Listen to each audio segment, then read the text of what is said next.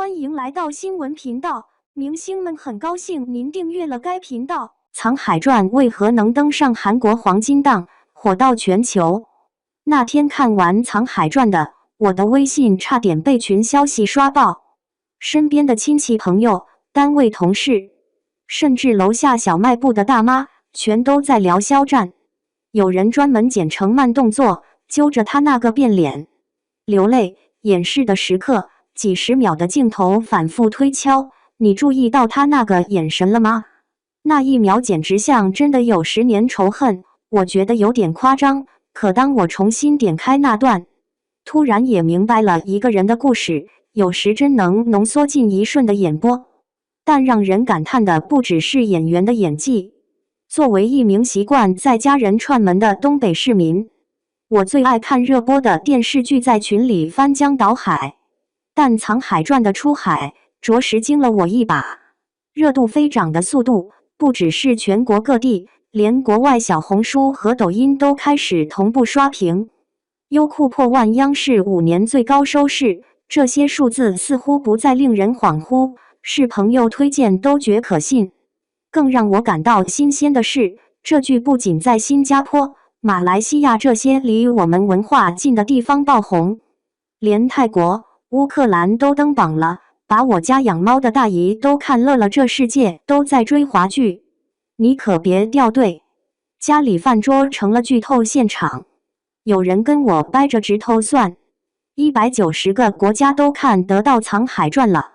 我开始琢磨，那些我从没想象过会坐在电视机前看中国古装剧的外国人，会不会像我们一样，边看边剖析角色的内心？网上有个帖子解读的挺细，《沧海传》打破了韩国主流台25年不播中国剧的魔咒。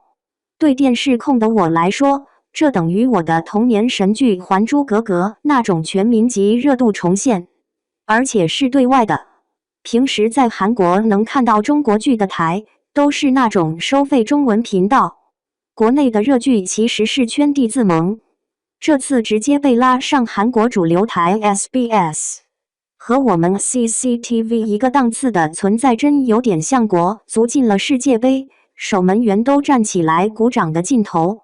我一直觉得电视剧不光要好，还得带劲，有劲头，看完能聊得开。《沧海传》这一波登陆韩国，还专门被韩国媒体夸，说是东方美学加技术流叙事。我一副是木匠，他特意盯着剧里那些榫卯镜头连连称赞，说终于有剧能让外国人知道我们的匠心。有意思的是，不少外国网友主动安利，还拉群搞剧评。韩国那边看的人多了，国内追剧微信群都混进了好几位韩国留学生，他们惊讶于角色命运的复杂。有人说主人公的挣扎和东亚社会的压力非常共感。我就想，咱们的古装剧中，鱼不再是自家热闹，能在外面真刀真枪的 PK， 还能让传统文化走出去，比啥都提气。现在这些年从《步步惊心》《琅琊榜》到《沧海传》，国剧频频出海，但这次直接在韩国 SBS 黄金时段播出，算是把门槛又抬高一大截。有人说这是中国古装剧的新里程碑，我觉得这进步夸张。